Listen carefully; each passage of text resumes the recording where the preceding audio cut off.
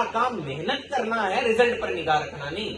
वो मालिक है, जब चाहेगा कामयाबी अता फरमा देगा, है ना। अपने आप को हमेशा अल्लाह के कामों में, नेक कामों में, भले कामों में, बुराई के खिलाफ, फितनों के खिलाफ, जुल्म के खिलाफ लगाए। अल्लाह की हिकमत देखिए, अल्लाह चाहता तो मक्के वालों को ताकत दे देता, वो अबरहा से लड़ लेते।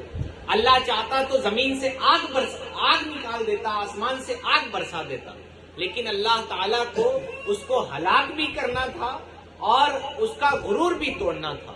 और जो कयामत तक आने वाले हक के साथ खड़े होने वाले लोग हैं, उनकी हिम्मत भी बांधनी थी कि अगर आप चिड़िया जैसे छोटे हैं, आपके सामने हाथी जैसा बड़े बदन वाला कोई दुश्मन भी है, तो आप घबराइए नहीं।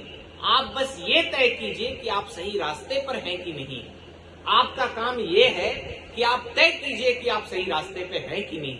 और देखें कि उनका हथियार क्या था। अल्लाह फरमाता है तरमीहिम बिहिजारतिम मिन सिज्जील, कि उन्हें कंकर और पत्थर से मारते थे। और कंकर पत्थर कैसे थे?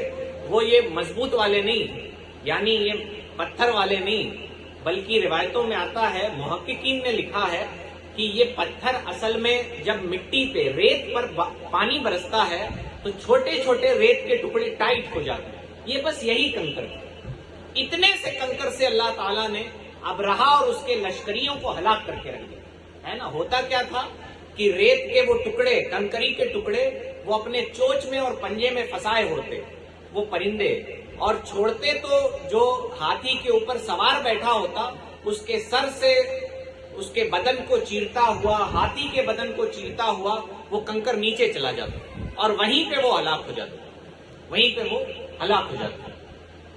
तो ये तरीक़ेकार रहा, अल्लाह ताला का ये तरीका रहा। और मैं आपको बताऊं कि यूरोपियन साइंसदानों ने लिखा है, हम तो इस बात पर ईमान रखते हैं कि वो कंकर के टुकड़े थे। क्यों? क्योंकि कुरान मजीद ने कहा है कि वो कंकर के टुकड़े थे। यूरोपियन साइंसदानों ने लिखा है वो एटम के टुकड़े थे। लिखा है साइंसदानों ने वो एटम के टुकड़े थे जो अबाबिलों के चोंच में और पैर में फंसे हुए थे। और जो ड्रोन साइंस का इजाद हुआ है, जो ड्रोन के जरिए हमला करने का इजाद हुआ है, जो एयर डिफेंस सिस्टम का इजाद हुआ है, उन साइंसदानों ने अपनी किताबों में लिखा है कि हमने सूरे फील से ये सीखा है कि दुश्मन से इंडिविजुअल 1-to-1 लड़ाई करने के बजाय हम आसमान से उनके ऊपर हमला करेंगे तो ये ज्यादा सेफ होता है। आसमान से हमला करेंगे तो इसमें जान का नुकसान कम होता है, इसमें माल का नुकसान कम होता है। और मुसलमानों ने कुरान मजीद पढ़ा नहीं, ये कह के कि कुरान में साइंस मैथ है ही नहीं, हम कुरान कैसे पढ़ें? मुसलमानों ने ये कह के कुरान मजीद को छोड़ दिया और गैरों ने कुरान पढ़ के दुनिया के बड़े बड़े सिस्टम का इजाद किया। तो आप ये मत सोचें कि कुरान मजीद में कुछ है नहीं। मैंने पहले ही बता दिया है कि आप कुरान मजीद को उठाएंगे ही इसलिए कि मेरे घर में इंतकाल हो गया तो पढ़ लें, तो आपको क्या हासिल होगा? कभी कुरान मजीद को मोहब्बत के साथ अपनी रहनुमा किताब समझते हुए उठाइए। आप जिस मसले के लिए कुरान उठाएंगे, कुरान आपका मसला हल कर देगा, है ना। और सहाबा तो फरमाते हैं कि अगर हमारे ऊंट की रस्सी भी गुम हो जाती तो हम कुरान मजीद से उसको खोज लिया करते।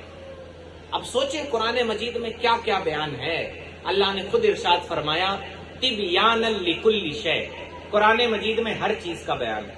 आप कभी खुलूस नियत के साथ, आपको नहीं जरूरत है किसी बड़े स्कॉलर की, अच्छी नियत के साथ आप कुरान उठाएं, कुरान मजीद का तर्जमा कंजुल ईमान पढ़ें, आप देखें आपके मसाइल हल होते हैं कि नहीं।